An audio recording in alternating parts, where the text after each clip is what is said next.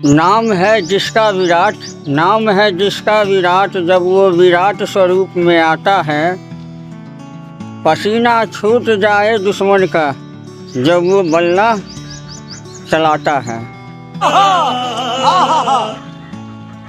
ऐसे ही किंग नहीं वो कहलाता है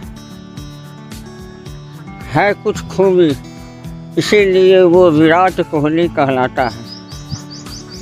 बात है सर, क्या बात है सर। जब मैच हो हिंदुस्तान पाकिस्तान में, तब विराट का बल्ला बोलता है, झूम उठता है सारा स्टेडियम, झूम उठता है सारा स्टेडियम जब विराट का जादू चलता है।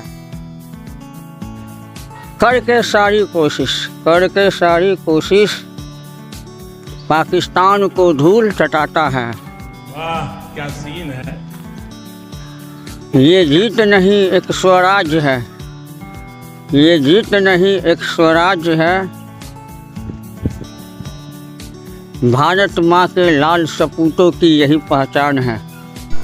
दिखा जादू विराट का, सब धाराशायी हो गए।